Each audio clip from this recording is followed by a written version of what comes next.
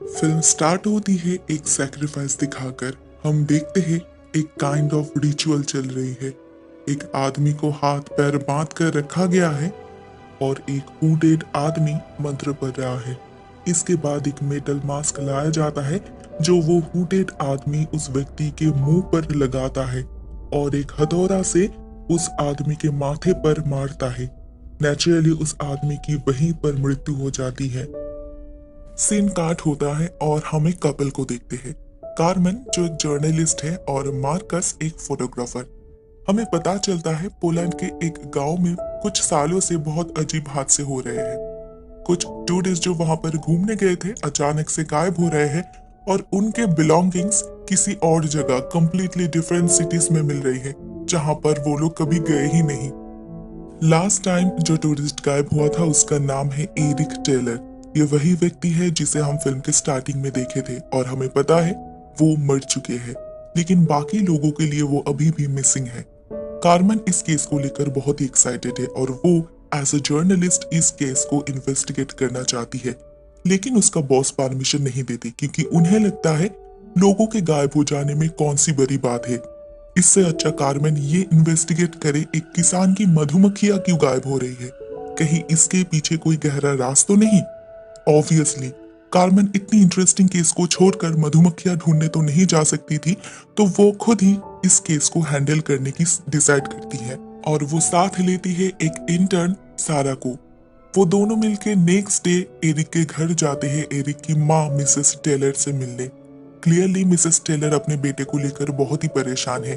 वो पुलिस से भी मदद मांगी थी, लेकिन वो लोग इस केस को सिर्फ एक डिपार्टमेंट से दूसरे डिपार्टमेंट में शिफ्ट कर रहे हैं। उन लोगों के लिए ये एक मामूली केस है, लेकिन मिसेस टेलर वो तो एक माँ है, वो तो चुप नहीं बैठ सकती थी। तो जैसे ही एरिक की लागेज बाकी लोगों की तरह किसी और जगह से मिली, मिसेस टेलर इमीडिएटली पुलिस को इन्फॉर्म की थी, लेकिन उन लोगों के पास इतना टाइम ही नहीं है कि वो इन बिलोंगिंग्स को चेक करने आए। शायद इसमें उन्हें कोई क्लू मिल सकता था, लेकिन वो लोग आए ही नहीं। कार्मेन मिसेस टेलर की परमिशन लेकर एरिक की बिलोंगिंग्स चेक करने ऊपर जाती है और उसे वहां पर एरिक की जर्नल मिलती है। वो देखती है वहां पर एरिक का लास्ट एंट्री अल्वेनिया नाम के एक गांव से है। उसे लगता है इस जर्नल में उसे और भी क्लूज मिल सकती है, तो वो उसे अपने पास ही रख लेती है। सारा नीचे मिसेस टेलर के साथ बैठी थी। वो एक फोटोग्राफ में देखती है एरिक के हाथ पे एक यूनिक टैटू है। कार्मेन लौटने पर वो लोग वापस ऑफिस जाते हैं और अभी वो लोग जानते हैं उन्हें कहाँ जाना है। कार्मेन इस प्लान में अपनी बॉयफ्रेंड मार्कस को भी शामिल करती है क्योंकि वो एक बहुत ही अच्छा फोटोग्राफर है, तो रिपोर्ट बनाने में वो उसकी मदद कर सकता है। प्लान तैयार है, वो लोग कुछ ही दिनों में रवाना होंगे, लेकिन इसी बीच कार्मेन के साथ एक हादसा होता है। एक रात वो अपने कमरे में बैठी थी, एरिक की जर्नल एंड बाकी लोगों की मिसिंग रिपोर्ट स्टडी कर रही थी। अचानक उसे बाहर से कुछ आवाज सुनाई देती है। वो खिड़की बंद करने जाती है तो वो देखती है आवाज बाहर से नहीं घर के अंदर से आ रही है। दरवाजे पर एक आदमी खड़ा है और ये एरिक है। दरवाजा अपने आप बंद हो जाता है और एरिक उसके बहुत पास आकर कहता है, मुझे अकेला छोड़ दो। उसका फेस देखकर कार्मेन बहुत डर जाती है। उसके आंख और मुंह से खून निकल रहा था। ऐसा लग रहा था किसी ने उसकी आंखें नोच ली है। कार्मेन चिल्लाने ही वाली थी, लेकिन तभी शी रियलाइज्ड वो सपना दिख रही थी। नेक्स्ट डे कार्मेन, सारा और मार्कस रवाना हो जाते हैं अल्बानिया की तरफ। रास्ते में कार्मेन एरिक की जर्नल पढ़ने लगती है। एरिक अल्बानिया में एक जगह घना फॉग देखा था, मतलब कोहरा देखा था। यही उसका लास्ट एंट्री है। गांव में पहुंचकर इन लोगों को पता चलता है इस गांव के लोग बहुत अजीब है। शायद लैंग्वेज की वजह से या फिर किसी और वजह से ये लोग बहुत ही अनवेलकमिंग है, बहुत ही डिस्टेंट है। शायद इन्हें अपने गांव में बाहर के लोग पसंद नहीं है। लेकिन यहाँ के स्कूल्स में इंग्लिश सिखाई जाती है, तो कार्मेन एक बच्ची से बात करने की कोशिश करती है। इसका नाम लीडिया है। कार्मेन इसे एरिक की फोटोग्राफ दिखाकर पूछती है क्या उसने एरिक को यहाँ पर कहीं देखा है। लीडिया इंग्लिश जानती थी। वो कुछ बताने की कोशिश भी करती है, लेकिन तभी उसके पिता हेनरिक वहां पर आ जाते हैं और उसे डांट कर वहां से जाने के लिए कहते हैं। ये तीनों आगे बढ़ते हैं और देखते हैं यहाँ के लोग बहुत धार्मिक हैं और रिलीजियस लीडर्स को राजा की तरह मानते हैं, सम्मान करते हैं। यहाँ से कुछ ही दूरी पर एक जंगल के अंदर उन्हें घना कोहरा दिखता है, बिल्कुल वैसा ही जैसा एरिक ने लिखा था। लेकिन इतने दिनों बाद भी ये कोहरा बिल्कुल वैसा ही है, इज़न्ट इट एबनॉर्मल? लेकिन वो लोग जैसे ही उस तरफ जाने लगते हैं, गांव के लोग उन्हें लिटरली मारने आते हैं। इन लोगों में हेनरिक भी था।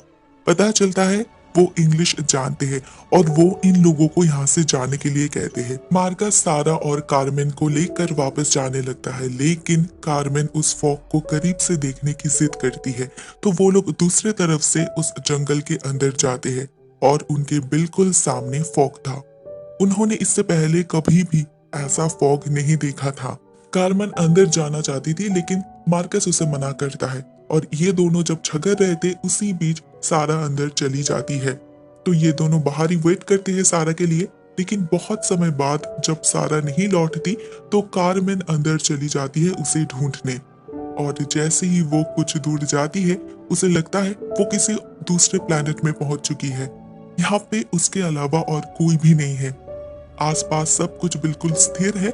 वो धीरे धीरे आगे बढ़ने लगती है और उसे एक स्टैचू दिखती है। श्योरली ये कोई शैतानी स्टैचू है।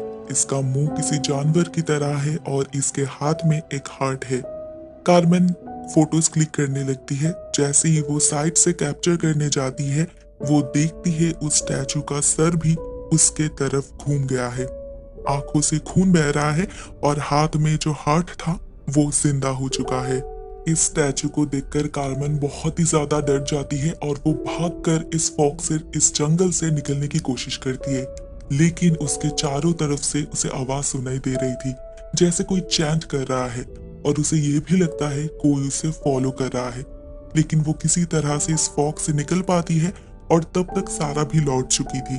तो वो तीनों वापस जाने लगते हैं। कुछ दूर जाते ही उन्हें लीडिया मिलती है, जो उन्हें एक फार्म तक ले जाती है। अंदर इन लोगों को कुछ वुडन बॉक्स मिलता है और पता चलता है कि ये असल में कब्र है। यहाँ उन टूरिस्ट को मार कर रखा गया है। सारा नोटिस करती है इन बॉडीज में से एक के हाथ पे बिल्कुल वैसा ही टैटू है जैसा एरिक के हाथ पे था। मतलब ये एरिक की बॉडी है। क्लियरली इन लोगों पर किसी तरह की रिचुअल्स परफॉर्म की गई है, क्योंकि सभी की हालत सेम है। सभी के फेस पर एक मेटल मार्क्स लगाया गया है और सभी लोग एक वियर्ड गाउन में है। वो लोग बातों बातों में इतना ज्यादा इन्वॉल्व हो चुके थे, उन लोगों को पता ही नहीं चला कब लीडिया यहाँ से जा चुकी थी। लेकिन जब वो लोग बाहर जाने की कोशिश करते हैं, पता चलता है बाहर से दरवाजा बंद है। मार्कस समहाउ दरवाजा खोलता है और वो लोग बाहर जाते हैं, लेकिन बाहर निकलने पर विलेजर्स उन पर अटैक करते हैं और एक एक करके सबको क्लोरोफॉर्म से बेहोश कर देते हैं। सेंस लौटने पर उन लोगों को फिर से उसी कब्रिस्तान जैसे फॉर्म के सामने ले जाया जाता है, जहां से सारा और कार्मेन को वो लोग अंदर ले जाते हैं और मार्कस को बंदूक दिखाकर जंगल की तरफ ले जाते हैं। वो लोग उसे एक कब्र खोदने के लिए मजबूर करते हैं, लेकिन मार्कस कुल्हाड़ी से उन्हें मारकर बंदूक छीन लेता है और भागकर कार्मेन और सारा को बचाने के लिए जाता है।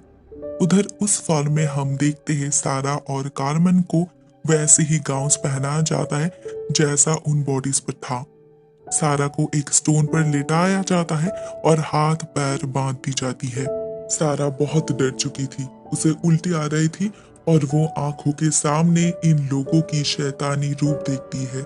इसके बाद चाकू से उसके हाथ पैर काट दी जाती है और बिल्कुल एरिक की तरह उसके फेस पर भी एक मेटल मास्क फिट की जाती है और वही हुडेड व्यक्ति इसके फेस पर भी हथौड़ा से मारते हैं।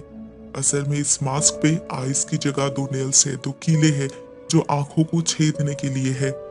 वहीं पर सारा की मृत्यु हो जाती है और अभी वो लोग कार्मेन के साथ भी बिल्कुल वैसा ही करने वाले थे, लेकिन मार्कस ठीक इसी समय वहां पर पहुंचकर कार्मेन को बचा लेता है और सभी लोगों को उस फार्म में बंद करके कार्मेन को लेकर भागने लगता है। लेकिन अपने आंखों के सामने इतना सब कुछ होते हुए देख कार्मेन की नर्वस ब्रेकडाउन हो जाती है और वो वॉमिट करने लगती है। वो इतना डरी हुई थी कि उसे अभी भी लगता है कि वो लोग पीछा कर रहे हैं। वो लोग आगे बढ़ने लगते हैं और कुछ दूर जाते ही उन्हें एक घर के बाहर एक ट्रक खड़ी दिखती है। मार्कस और कार्मेन घर के अंदर जाते हैं उस ट्रक की चाबी ढूंढने और उस घर में जो परिवार रहता है वो लोग कार्मेन को देखकर बहुत ही ज्यादा डर जाती है। वो लोग मार्कस से कहते हैं कार्मेन अभी इविल बन चुकी है क्योंकि उसने वो स्टैचू देख ली है। लेकिन मार्कस इन बातों पर ध्यान नहीं देता। वो बंदूक दिखाकर ट्रक की चाबी छीन लेता है और सभी लोगों को लिविंग रूम में रस्सी से बांध देता है। कार्मेन भी वहीं खड़ी थी, लेकिन उसे बहुत ही अजीब फील हो रहा था। उसे लग रहा था जैसे उसके आसपास सब कुछ हिल रहा है। उसे कई तरह की आवाज सुनाई दे रही थी और उसके आंखों के सामने कमरे में मौजूद सब लोग एक एक करके शैतानी रूप ले रहे थे। इवन मार्कस भी। सभी मिलके उसके तरफ आने लगते हैं तो कार्मेन खुद को बचाने के लिए दूसरे कमरे में जाकर दरवाजा लॉक कर देती है, लेकिन वहां भी उसे मुक्ति नहीं मिलती। और तभी हमें पता चलता है असल में कमरे में सब कुछ नॉर्मल है। शैतान और किसी में नहीं बल्कि कार्मेन के अंदर है। वो धीरे धीरे कंप्लीटली पोसेस्ड हो जाती है और चिल्लाने लगती है। उसके चिल्लाने की आवाज से मार्कस उस कमरे में जाता है, लेकिन तब तक कार्मेन लिविंग रूम में जा चुकी थी और कमरे का दरवाजा बंद हो चुका था। कमरे के अंदर से मार्कस को उस परिवार की चिल्लाने की आवाज सुनाई देता है। कुछ समय बाद जब दरवाजा अपने आप खुल जाता है, लिविंग रूम में जाने पर मार्कस को उस फैमिली की डेड बॉडीज मिलती है। उन सभी को ब्रूटली खून किया गया है। ये सब क्या हो रहा है मार्कस समझने की कोशिश कर ही रहा था, लेकिन तभी कार्मेन, जो अभी कंप्लीटली डेविल बन चुकी है, मार्कस पर हमला करती है। वो उसे मारने ही वाली थी, लेकिन तभी गांव वालों इस घर में आ पहुंचते हैं और मार्कस को सेव कर लेते हैं। वो लोग होली वाटर और प्रेयर की मदद से उस डेविल को वीक करने की कोशिश करते हैं, लेकिन इस काम में बहुत सारे विलेजर्स को कार्मेन मार डालती है। हेनरिक एक मेटल मास्क कार्मेन के फेस पर लगाने की कोशिश करते हैं, लेकिन वो डेविल काफी शक्तिशाली है। अभी तक मार्कस को सब कुछ समझ में आ चुका था। असल में ये गांव वालों कोई ब्लैक मैजिक परफॉर्म नहीं कर रहे थे और ना वो किसी का बलि दे रहे थे। वो लोग सिर्फ शैतान को रोकने की कोशिश कर रहे थे।